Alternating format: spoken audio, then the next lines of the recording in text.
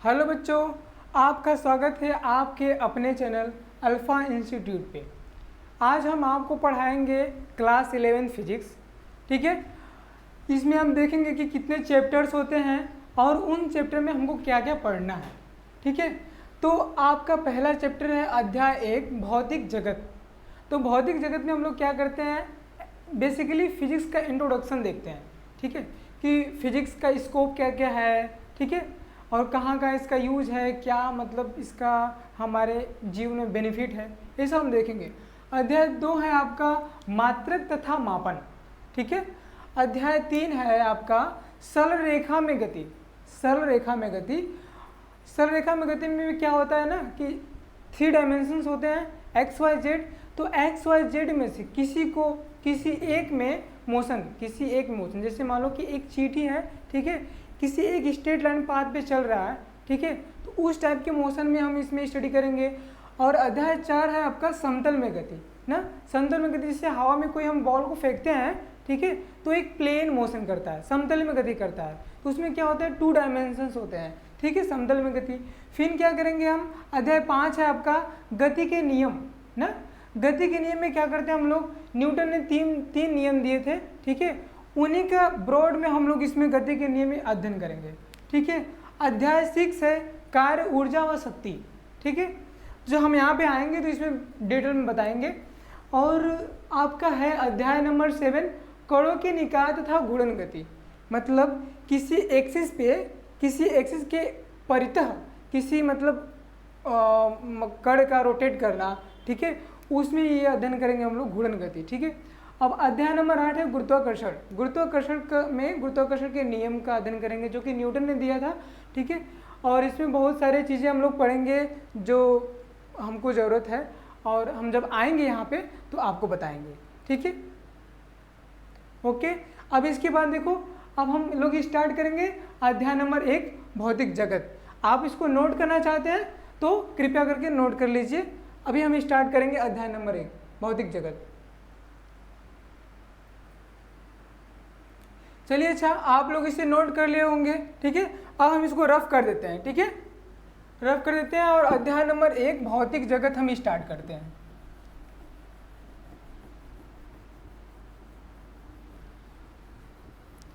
अध्याय नंबर 1 भौतिक जगत।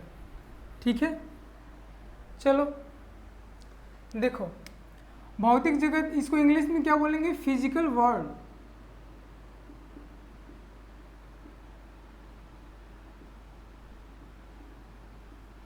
ठीक है, हम तो इस चैप्टर को बेसिकली मानते हैं क्या कि ये फिजिक्स के बारे में इंट्रोडक्शन है टोटली। ठीक है, तो पहले हम जानेंगे कि इसमें क्या क्या पढ़ना है हमको। तो हम पहले स्टार्ट करते हैं साइंस से। ठीक है, साइंस होता क्या है। ओके, देखिए साइंस, SCIENCE, विज्ञान। ठीक, पहले इसको जब जानेंगे तो ये सिंटिया नाम के शब्द से लिया गया। किससे, सिंटिया।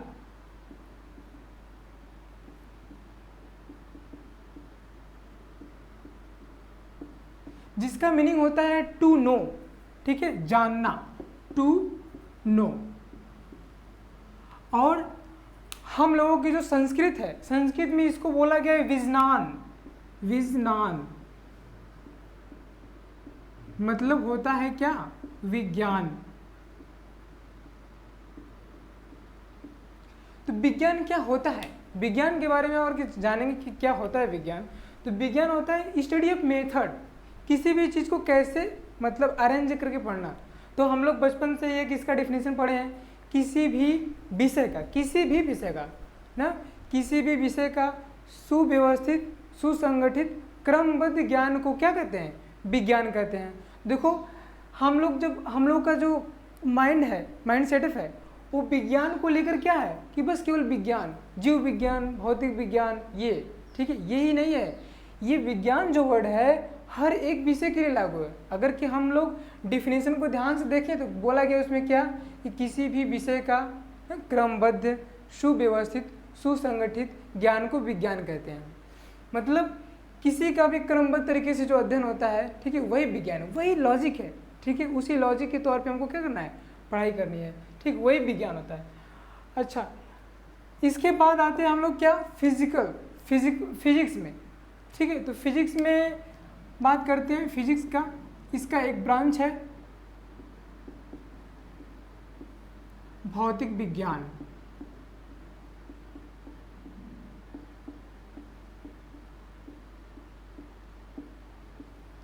ठीक है बच्चों, हम बात करेंगे भौतिक विज्ञान में। ठीक है, तो भौतिक विज्ञान में फिजिक्स का मीनिंग होता है ना, लैटिन वर्ड एक है फुसिस, FUSIS, FUSIS।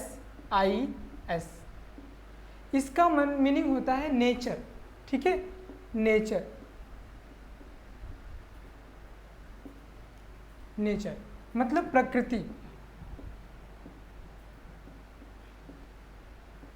तो हम अगर कि फिजिक्स का डिफिनीशन देना चाहें तो फिजिक्स क्या है, फिजिक्स प्रकृति तथा प्राकृतिक घटनाओं के बारे में अध्ययन है।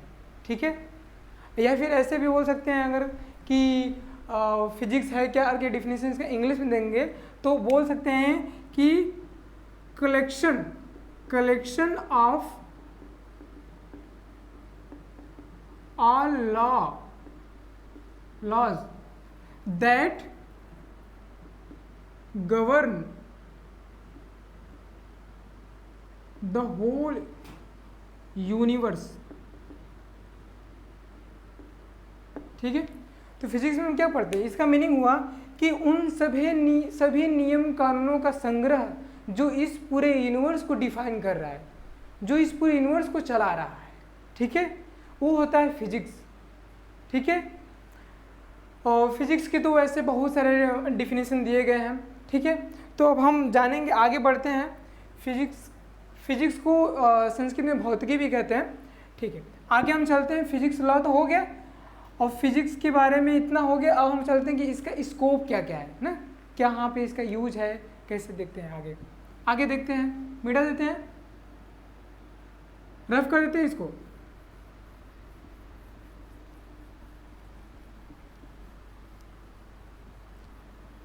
चलिए, तो हमने जाना फिजिक्स क्या है। ठीक है, तो हम जानते हैं इसके बारे में आप कि फिजिक्स का स्कोप क्या है। ठीक है, स्कोप मतलब कार्यक्षेत्र। ठीक, कार्यक्षेत्र,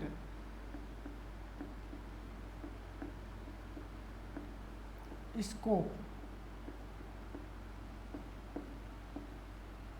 ठीक, आपके भौतिक जगत चैप्टर में यही सब पढ़ना है। तो हम देखते हैं इसका स्कोप क्या है। कि तो स्कोप के क्षेत्र में बात करेंगे तो ये इसका दो स्कोप है। पहला क्या है, माइक्रोस्कोपिक।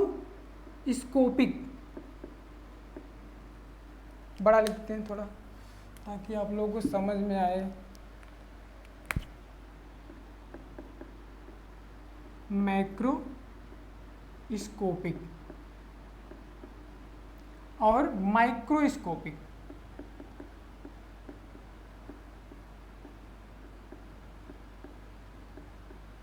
ठीक है, इसको बोलते हैं क्या, स्थूल जगत। स्थूल जगत।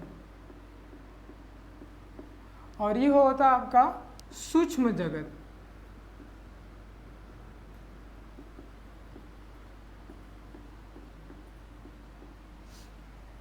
स्थूल जगत और सूक्ष्म जगत। तो स्थूल जगत में हम किन किन चीज़ों के बारे में बात करते हैं, तो देखो इसमें हम लोग पहले तो बात करते हैं यांत्रिकी की। यांत्रिकी मतलब मैकेनिक्स।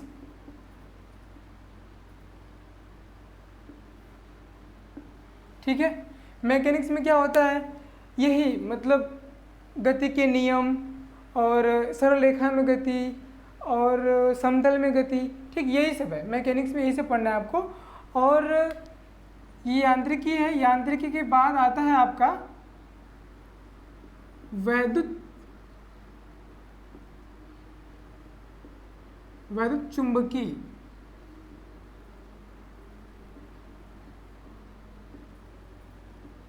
इलेक्ट्रोमैग्नेटिक।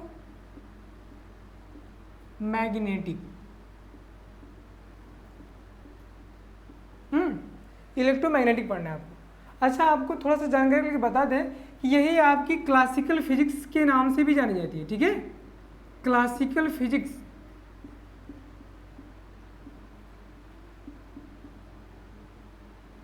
मतलब 1900 से पहले जितने भी फिजिक्स के बारे में हम लोग जानते थे, ठीक है, उसको हम क्लासिकल फिजिक्स में रखते हैं। और वो तब तक के लिए हम लोग स्थूल जगत के बारे में जानते थे, ठीक है, मतलब एटम मॉलिक्यूल के बारे में बात ही नहीं करते थे।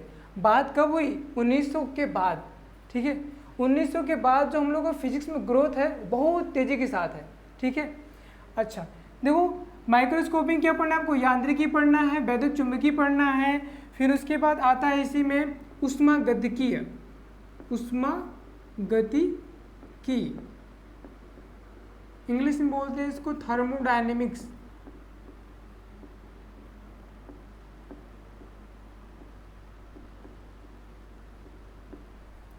और फिर पढ़ते हैं हम लोग इसी में प्रकाशिकीय,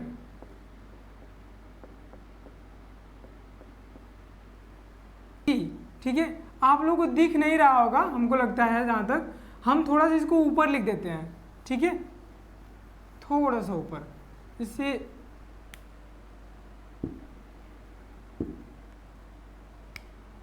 मैंने क्या लिखा था? ऊष्मागतिकीय ना, ऊष्मागतिकी, थर्मोडायनेमिक्स,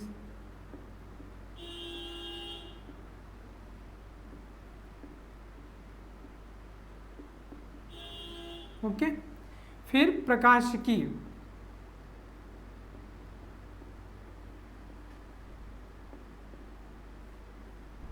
ऑप्टिक्स, ठीक। तो क्लासिकल फिजिक्स में हम क्या पढ़ते हैं? यांत्रिकी पढ़ते हैं, मैकेनिक्स, वैद्युत चुंबकीय, इलेक्ट्रोमैग्नेटिक्स, ओके, ऊष्मागतिकी, थर्मोडायनेमिक्स, प्रकाशिकी, ऑप्टिक्स। इन सब के बारे में थोड़ा थोड़ा हम लोग 9th में 10th में पढ़ के आए हैं, ठीक है। क्लास 11th में आपको इन सब में से बहुत कुछ चीज़ जाननी है, ठीक है। मतलब इसका 90% सिलेबस क्लास 11th में आपका कवर हो जाएगा, ठीक है। अब हम आते हैं, देखते हैं सूक्ष्म जगत, ठीक, माइक्रोस्कोपिक। ये क्या है? वो मतलब उन चीज़ों को मतलब इसमें रखते हैं जो लेबोरेटरी में हम लोग कर सकते हैं, ठीक है, लेबोरेटरी में, या फिर सेलेस्टियल बॉडीज, मंदाकिनी, ठीक है, बहुत बड़ी बड़ी चीज़ों को इसमें रखते हैं, ठीक। उन सब के बारे में जो हम लोग का स्टडी होता है माइक्रोस्कोपिक लेवल पे, इसके नाम से आपको पता चला स्थूल जगत, ठीक है। आप देखो माइक्रोस्कोपिक ना, माइक्रोस्कोपिक दिख रहा होगा आपको, तो वहीं पे लिखते हैं, नहीं तो थोड़ा सा हम चलो लिखते हैं यहीं पे। इसमें ज़्यादा कुछ नहीं पढ़ना है, ये 1900 में इसका स्टार्टिंग हुआ था, 1900 में, ठीक है। इसमें क्या पढ़ते हैं? एटम के बारे में स्टडी करते हैं, मतलब परमाणु, मॉलिक्यूल,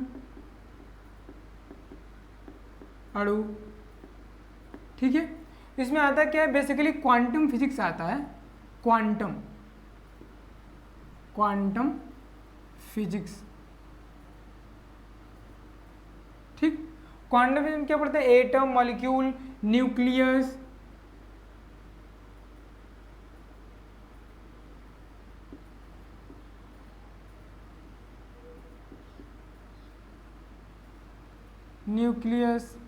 एंड प्रोटॉन,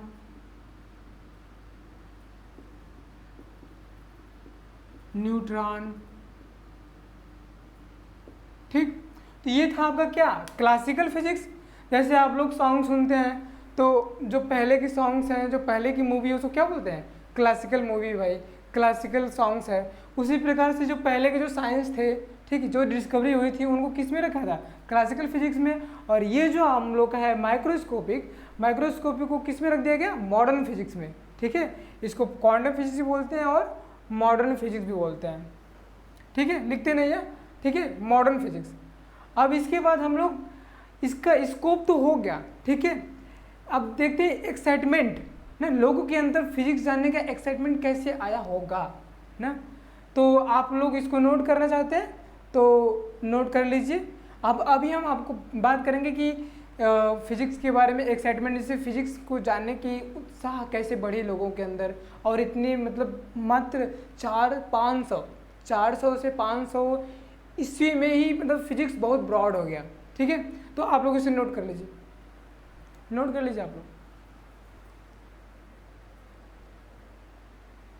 ओके, तो हम मिटा देते हैं भाई ना, मिटाते हैं इसको।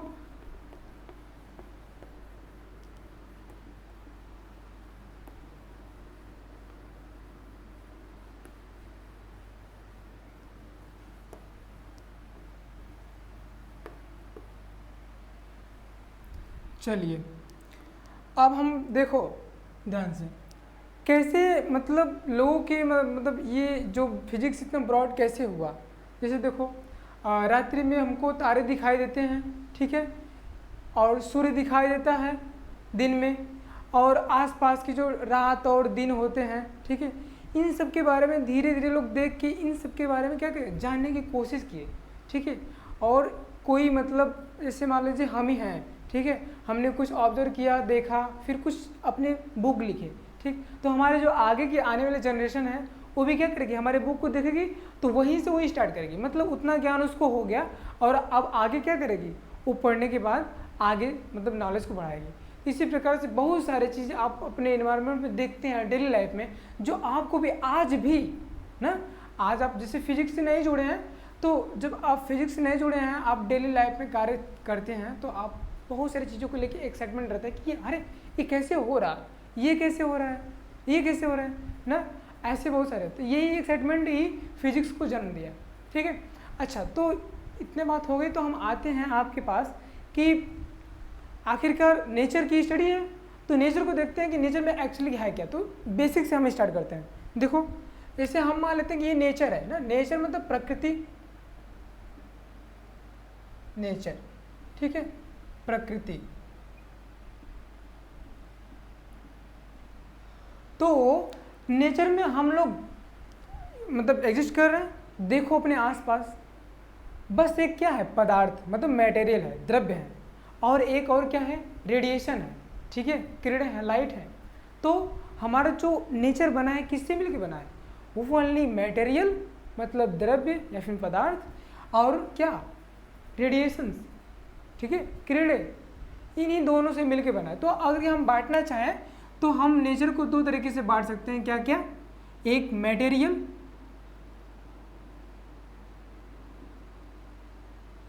पदार्थ, और एक बांट सकते हैं क्या, रेडिएशन।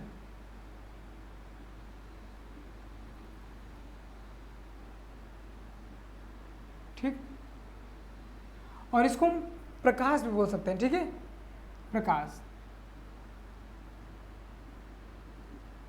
ठीक है, किरणें, मतलब इन्हीं दोनों से मिलकर बना है, एक मटेरियल एक रेडिएशन, यही दो चीज़ें हैं। ठीक है, अब हम बात करते हैं इसके आगे कि इस जो पूरा नेचर है, इस नेचर में कितने फंडामेंटल फोर्स हैं, फोर्स क्या है। ठीक है, तो फोर्स के बारे में हम थोड़ा सा इसको आप नोट कर लीजिए। अभी हम फोर्स के बारे में हम आपको वेट करते हैं, बस 1 मिनट। चलिए फोर्स के बारे में बात करते हैं कि फंडामेंटल फोर्स कितने होते हैं। बल, तो पूरे प्रकृति में अगर कि हम बल को बांटना चाहें, फोर्स को, तो ये दो तरीके का होता है भैया। पहला होता है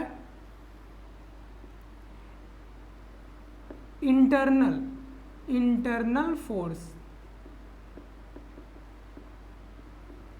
मतलब आंतरिक बल।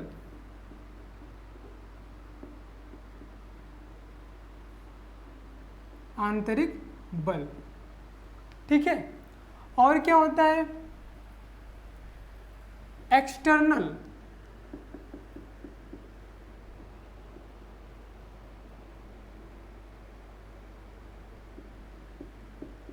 फोर्स, बाह्य बल। ठीक है, आंतरिक बल और बाह्य बल, मतलब जैसे अगर हम एटॉमिक लेवल पे बात करें, ठीक है, तो एटम के अंदर जो फोर्स हमको दिखलाई पड़ते हैं, जो मतलब फोर्स का बिहेवियर होता है, वो आंतरिक बल होता है, ठीक है। अगर कि एटम से बाहर आके बात करें तो क्या होता है, एक्सटर्नल फोर्स, बाहरी फोर्स होते हैं। तो बाहरी फोर्स कौन कौन से होते हैं, देखिए, एक होता है आपका ग्रेविटेशनल फोर्स,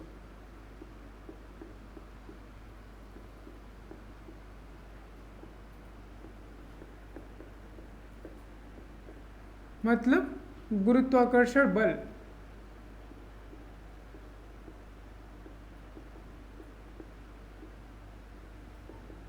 और होता है क्या, इलेक्ट्रोमैग्नेटिक फोर्स।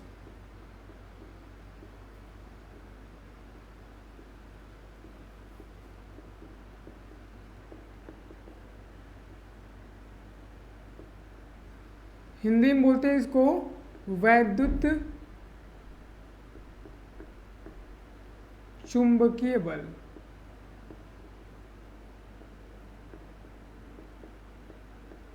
ओके, गुरुत्वाकर्षण बल और वैद्युत चुंबकीय बल। इंटरनल की जब बात करेंगे हम, तो इंटरनल में दो फोर्स होते हैं। एक क्या होता है, स्ट्रॉन्ग न्यूक्लियर फोर्स,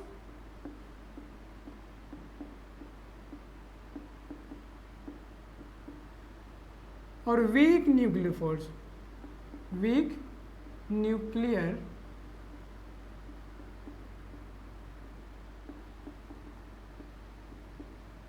स्ट्रॉन्ग को हिंदी में क्या बोलते हैं, प्रबल नाभिकीय बल। प्रबल नाभिकीय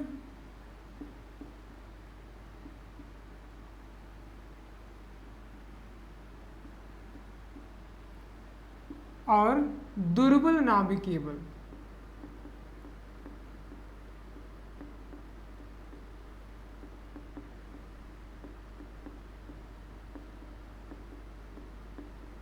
आई बात समझ में। तो बल को मैंने क्या बांट दिया, दो भागों में बांट दिया।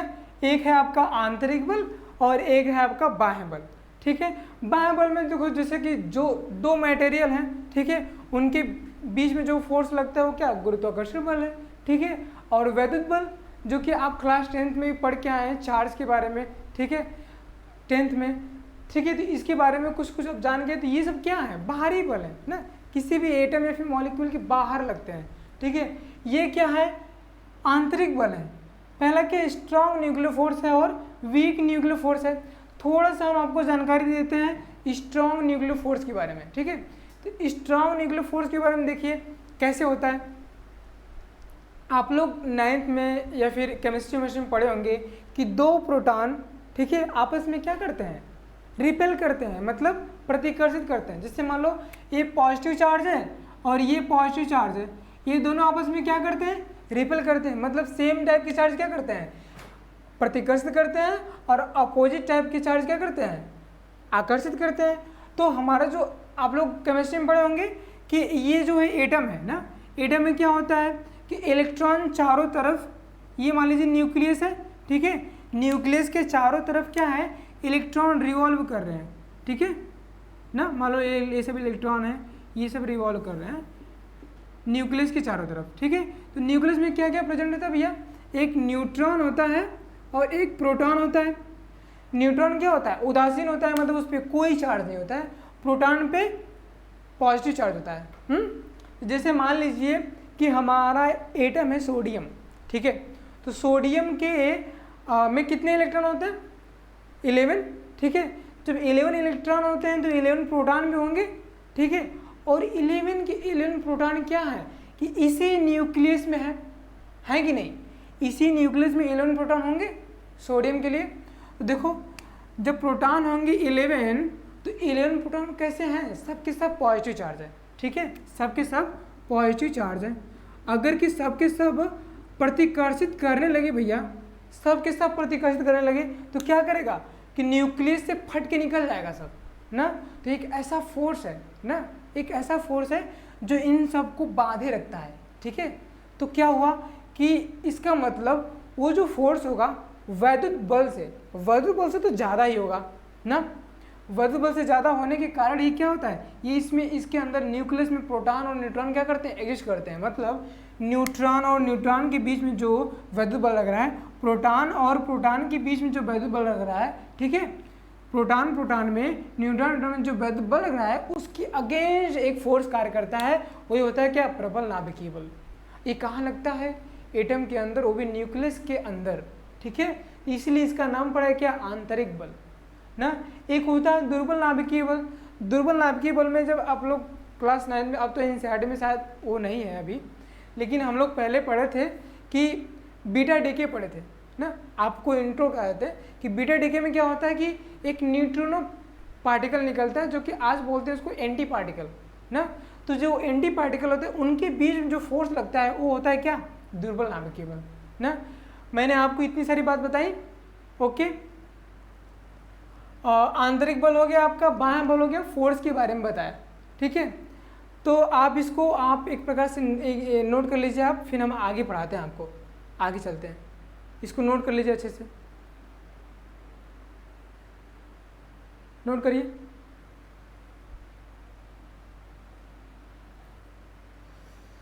इसके बाद हम चलेंगे क्या कि फोर्स के बारे में हो गया, कैसे कैसे फोर्स होते हैं। फिर हम इसके बाद बात करेंगे कि फिजिक्स जो है, फिजिक्स का रिलेशन जो टेक्नोलॉजी से कैसे है, टेक्नोलॉजी और फिजिक्स में क्या रिलेशंस हैं ना, क्या टेक्नोलॉजी कहता है और क्या फिजिक्स कहता है, ठीक है। तो आज से बहुत पहले जेम्स वाट का नाम सब लोग सुने होंगे ना, जो कि भाप के इंजन बनाए थे भाई, भाप के इंजन। तो जब उन्होंने भाप का इंजन बनाया था तो उन्होंने देखा कि भाप के इंजन से क्या कर रहे हैं, इफ़िशियंसी बहुत कम है, मतलब एनर्जी बहुत ज़्यादा खर्च कर रहे हैं, ठीक है। इफ़िशियंसी क्या बहुत कम है, मतलब बहुत सारे एनर्जी से काम हम लोग का थोड़ा ही हो पाता था, ठीक है। तो जब इस पे काम किया गया तो ये क्या है, प्रौद्योगिकी है ना, टेक्नोलॉजी मतलब प्रौद्योगिकी। भाप के इंजन से जो भी चीज़ें बनाई थी उन्होंने, जो भी कारखाने चलते वो क्या हो गया, प्रौद्योगिकी हो गया, ठीक है। प्रौद्योगिकी को देख करके, ठीक है, अदर साइंटिस्ट ने क्या किया कि ये जो भाप का इंजन है, इंजन को ऐसा बनाया जाए कि हम लोग का इफ़िशियंसी जो है 100% मिल जाए। जैसे मतलब कि हमने मतलब मान लीजिए 100 जूल एनर्जी खर्च की, तो उसी के अकॉर्डिंग हमारा पूरा का पूरा वर्क भी हो ना, कार्य भी हमारा हो। तो उन्होंने स्टीम इंजन को हटा के उन लोगों ने हीट इंजन बनाया, ठीक है, 1900 के आसपास में। हीट इंजन क्या करता है कि पूरा का पूरा वर्क क्या कर देता है, पूरा का पूरा एनर्जी वर्क में ट्रांसफ़र कर देता है। तो इसको ध्यान से सुनिए, ये क्या था, टेक्नोलॉजी थी, प्रौद्योगिकी था, लेकिन उसके कारण हम लोगों ने बहुत सारे आविष्कार किए ना, बहुत सारे मतलब चीज़ फिजिक्स के बारे में बहुत और सारी चीज़ों को जाने, ठीक है। तो जो टेक्नोलॉजी प्रौद्योगिकी है कहीं ना कहीं हमारे क्या, जो प्रौद्योगिकी है कहीं ना कहीं हमारे साइंस से मतलब मैच करती है और साइंस को बढ़ावा देती है, फिजिक्स को बढ़ावा देती है, और कहीं कहीं फिजिक्स क्या करता है, हमारे प्रौद्योगिकी को बढ़ावा देता है, ठीक है। अब इसको मिटा देते हैं इसको, फिर हम बताते हैं।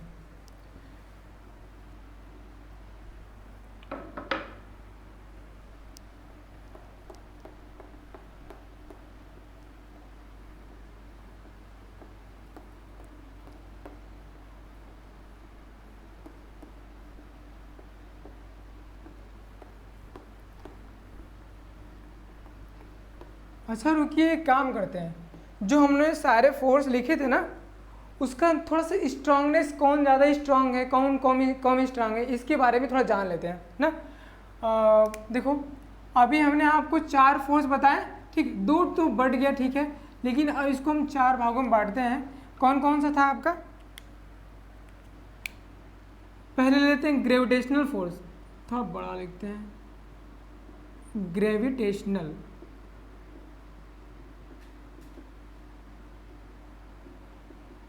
फोर्स, गुरुत्वाकर्षण बल।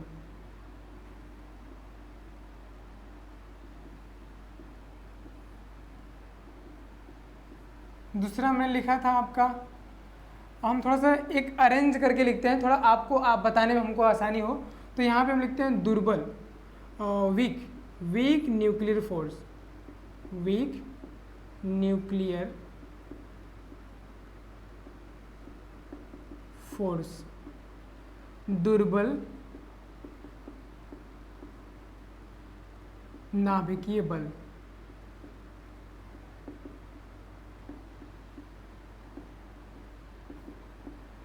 इसके बाद आता है आपका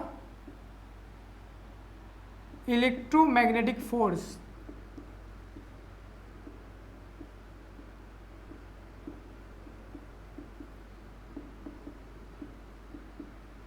वैद्युत चुंबकीय बल। और मैंने एक और बताया था स्ट्रॉन्ग न्यूक्लियर फोर्स, स्ट्रॉन्ग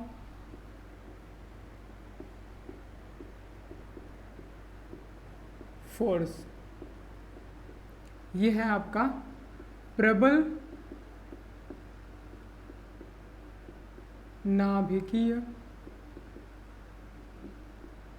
बल। ठीक है, थोड़ा सा इसके बारे में थोड़ा डिटेल थोड़ा सा जानने की कोशिश करते हैं। जो ग्रेविटेशनल फोर्स होता है, ठीक है, जैसे मान लो कि एक ऑब्जेक्ट यहाँ पे, मतलब एक ऑब्जेक्ट यहाँ पे रखा है और एक ऑब्जेक्ट यहाँ पे रखा है ना, ठीक, दो वस्तु रखिए।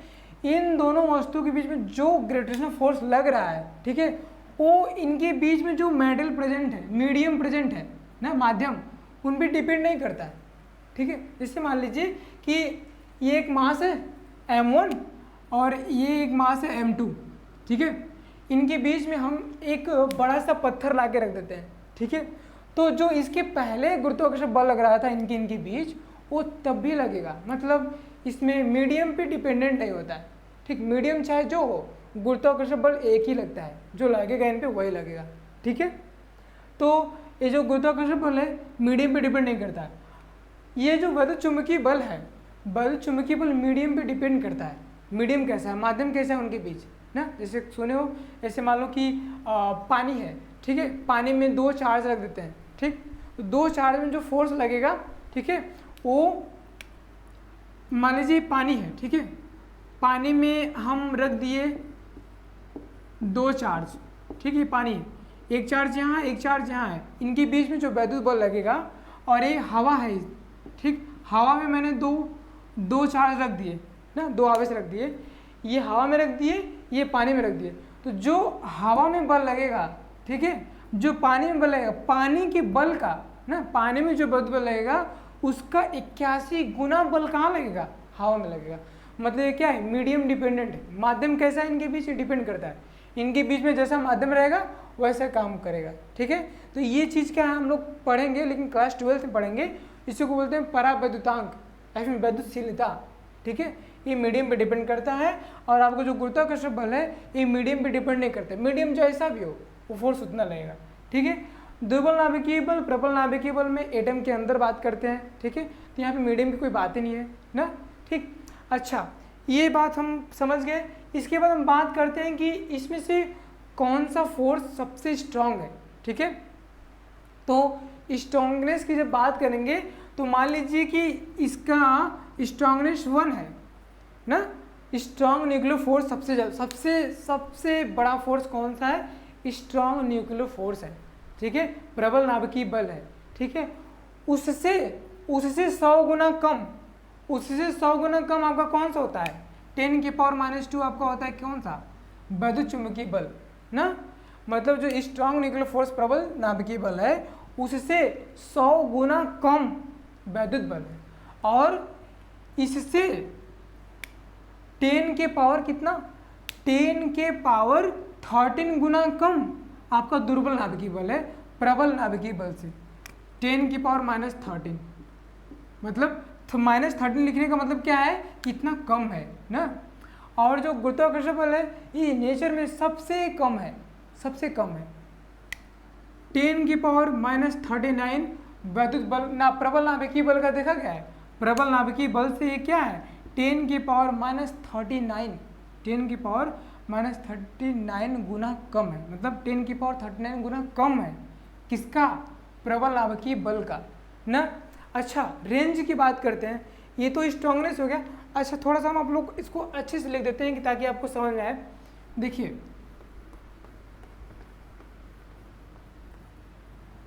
ना, हम यहाँ पे डाल देते हैं स्ट्रेंथ ना, स्ट्रेंथ।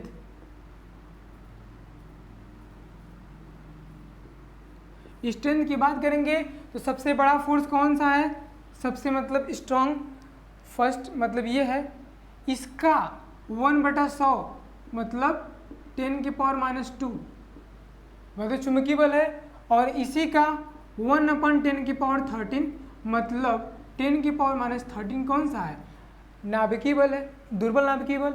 और इसी का 1/10⁻39 मीन्स 10⁻39 कौन सा है, गुरुत्वाकर्षण बल है। ठीक है, अच्छा अब रेंज की बात करते हैं कि कौन कितना रेंज में लगता है ना। तो जो गुरुत्वाकर्षण बल है आपका वो ना इन्फानाइट रेंज में लगता है ना।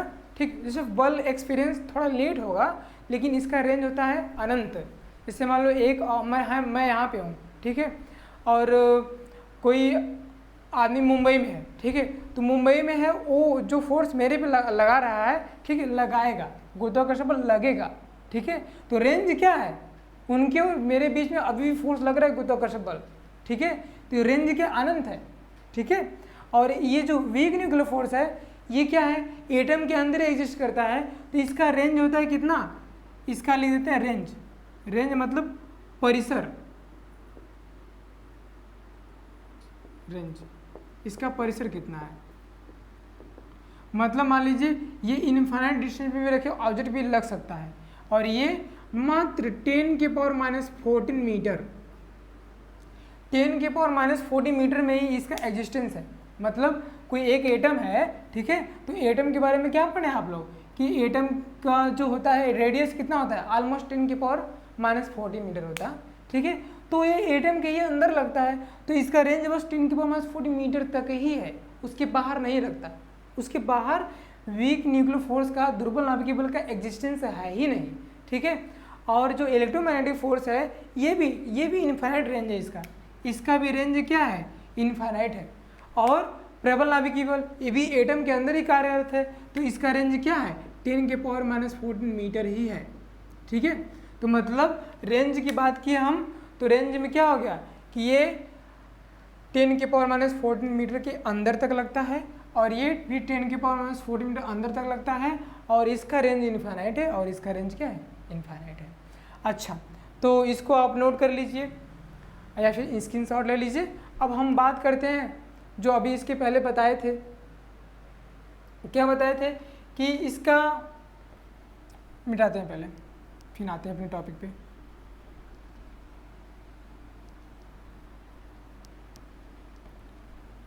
इसके पहले हम आप लोगों को बताए थे टेक्नोलॉजी और फिजिक्स में क्या संबंध है, मतलब भौतिक विज्ञान और प्रौद्योगिकी में क्या संबंध है, क्या रिलेशन है।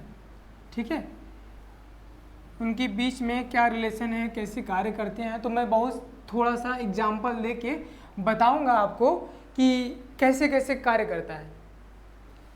देखिए मान लीजिए आपका ये फिजिक्स है, भौतिक विज्ञान,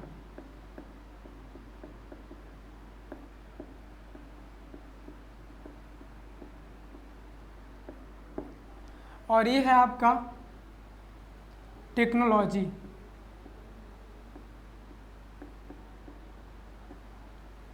प्रौद्योगिकी,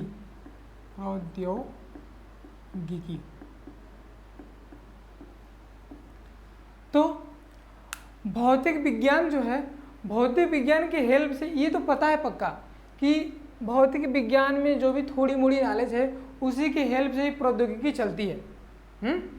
जो भी मतलब जैसे कि आपको मैंने अभी एग्जांपल दिया भाप के इंजन का ना, और बहुत सारे कल कारखानों में ऐसे कार्य होते हैं, ठीक है, जो एक सोचने के लिए, साइंटिस्ट को सोचने के लिए मजबूर कर देते हैं। ठीक है, तो मतलब इसमें हमको बस यही जानना है कि जो फिजिक्स है, फिजिक्स की हेल्प से क्या प्रौद्योगिकी डेवलप होती है, और प्रौद्योगिकी की हेल्प से क्या फिजिक्स डेवलप होता है ना। जैसे मान लो जो सेमीकंडक्टर जो है, जब सेमीकंडक्टर का खोज किया गया ना, तो प्रौद्योगिकी बहुत तेज़ी के साथ बढ़ी ना, जिसका परिणाम क्या है, लैपटॉप, मोबाइल ना, मतलब ये बस विदिन 50 वर्ष पहले की बात है, 50 वर्ष में कितना ग्रोथ हो गया, बस इस कारण सेमीकंडक्टर, ये फिजिक्स ने खोजा। ठीक, फिजिक्स ने सेमीकंडक्टर खोजा और सेमीकंडक्टर के कारण प्रौद्योगिकी पूरी दुनिया को भी बदल दी ना। मोबाइल हो गए, ठीक है, लैपटॉप हो गया, बहुत अच्छे अच्छे कंप्यूटर आ गए ना, घर में एलईडी टीवी आ गई, ठीक है, तो बहुत सारा हेल्प है। तो ये बस जानते रहिए कि फिजिक्स और प्रौद्योगिकी दोनों आपस में डिपेंडेंट है, मतलब प्रौद्योगिकी के कारण फिजिक्स बढ़ रहा है और फिजिक्स के कारण प्रौद्योगिकी बढ़ रही है आपकी, ठीक है। अच्छा, अब इसके बाद हम लोगों का बात आता है कि यहाँ तक तो हो गया फिजिक्स और प्रौद्योगिकी, फिजिक्स एंड प्रौद्योगिकी के बारे में बात हो गई। अब ठीक है, मिटाते हैं भाई, मिटाते हैं और बस एक टॉपिक पे बात कर देते हैं आपको, और ये आपका चैप्टर क्या होता है, एंड हो जाएगा, ठीक है। और ये ज़रूरी भी था, ज़रूरी इसलिए था कि ये जो चैप्टर है इसको पढ़ने के बाद आपके अंदर एक्साइटमेंट आ जाता है फिजिक्स पढ़ने का।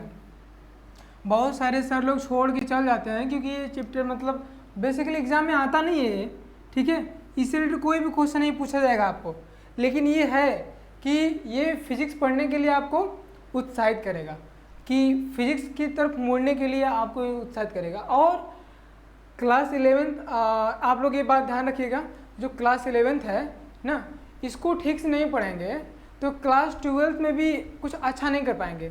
जैसे कि कोई एक इमारत है, उसका जो बेस ही कमज़ोर है तो फिर उस पर कितना अच्छा महल तैयार कर लो, ढह जाएगा, ठीक है। तो आप मान लीजिए, हम मानते हैं कि बोर्ड में 12th में पढ़ के अच्छा मार्क्स ला सकते हैं, मान लेते हैं, लेकिन आगे के लिए आपके लिए अच्छा नहीं होगा जब तक आपका बेस मजबूत नहीं होगा, ठीक है। इसके लिए जो मैथमेटिक्स है, बेसिक मैथमेटिक्स, वो तैयार होना चाहिए, बेसिक मैथमेटिक्स तैयार होना चाहिए। और कहेंगे आप लोग, अगर आप लोगों की डिमांड होगी तो मैं बेसिक मैथमेटिक्स पे जो फिजिक्स के लिए नीड है वो हम बना सकते हैं लेक्चर, ठीक है। तो अब आते हैं हम, इंग्लिश में एक टर्म है यूनिफिकेशन एंड रिडक्शनिज्म,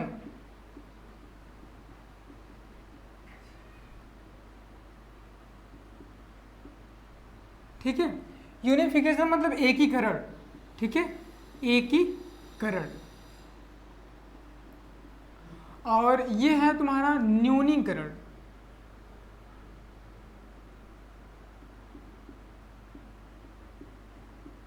ठीक है।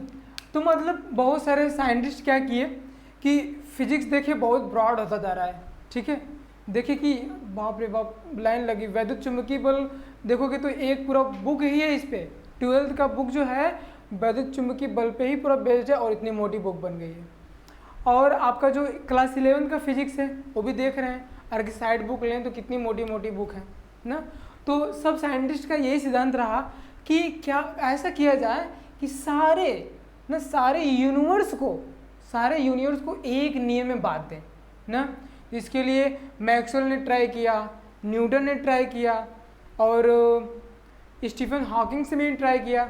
ये सब अपने अपने क्षेत्र में थे बहुत महान, और उन सब ने क्या किया कि सोचा कि इसका फिजिक्स है, फिजिक्स के सारे नियमों का यूनिफिकेशन कर दिया जाए ना। लेकिन कोई आज तक अभी सक्सेस नहीं हो पाया है, लेकिन फिर भी बहुत सारे नियम को कलेक्ट कर लिया है, कलेक्ट करके एक यूनिफाइड कर दिया। जैसे मान लेते हैं ग्रेविटेशनल फोर्स है ना,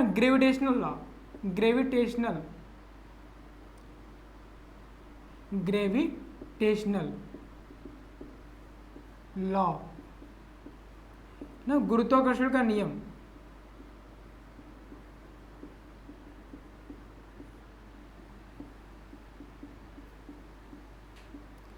तो गुरुत्वाकर्षण नियम से ही क्या हुआ कि बहुत सारे कार्य हमारे एक नियम से ही हो गए। जैसे कोई भी हम बॉल को फेंक रहे हैं तो धरती पे ही क्यों गिर रही है, ठीक है, और सूर्य अपने ही एक्सिस पे क्यों रोटेट कर रहा है, और पृथ्वी सूर्य के चारों तरफ क्यों घूम रही है, ठीक है ना। ये सारे जो जितने भी ऐसे केस हैं सब गुरुत्वाकर्षण के नियम से हो गए ना।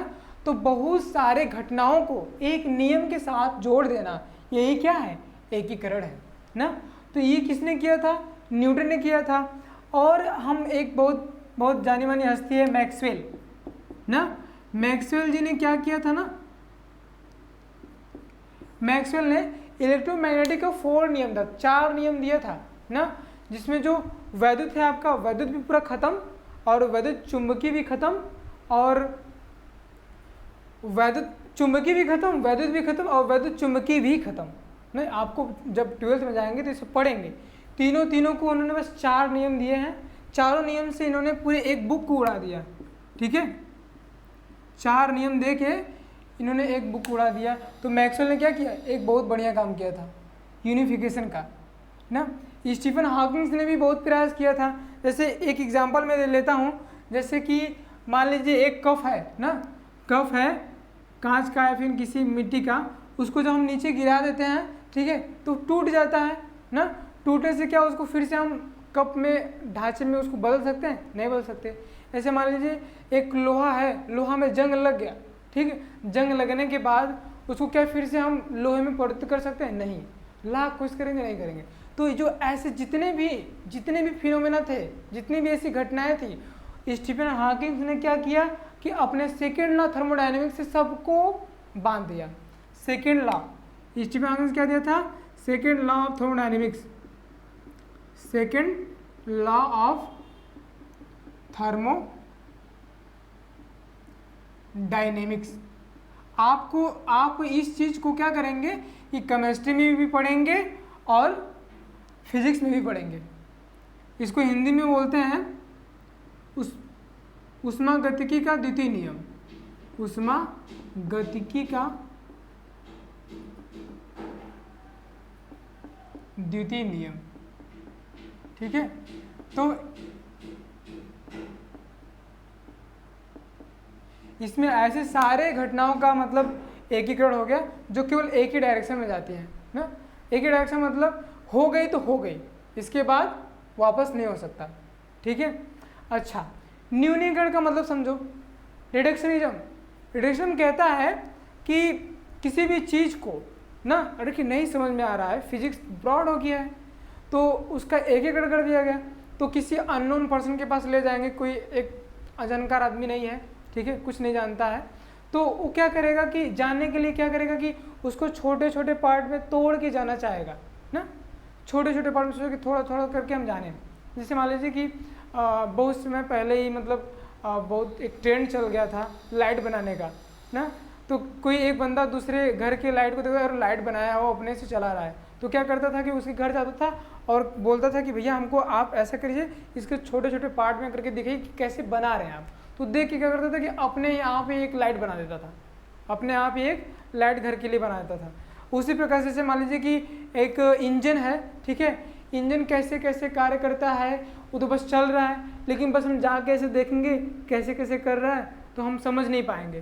तो उसको जानने के लिए क्या करते हैं लोग, उसको छोटे छोटे पार्ट में करके क्या पढ़ते हैं, तो इंजन के बारे में जान लेते हैं, इंजन की सारी कार्य जान लेते हैं ना। तो यही है क्या, रिडक्शनिज्म, न्यूनीकरण। न्यूनीकरण में क्या करते हैं कि किसी भी चीज़ को छोटे छोटे पार्ट में बांट के डिवाइड करके पढ़ते हैं। आपका जो 12th का फिजिक्स है, 11th का फिजिक्स है, वो सब बेसिकली वही तो है। क्या किया गया है कि सारे नियम कानून का जो एकीकरण है उनको छोटा छोटा करके हम लोग क्या पढ़ते हैं ना। तो आपका जो फिजिक्स है, जो पहला चैप्टर था भौतिक जगत, फिजिकल वर्ल्ड, ठीक है, आपका मैं यहीं पे समाप्त करता हूँ और आप अच्छे से पढ़िए, इसको नोट कर लीजिए, ठीक है।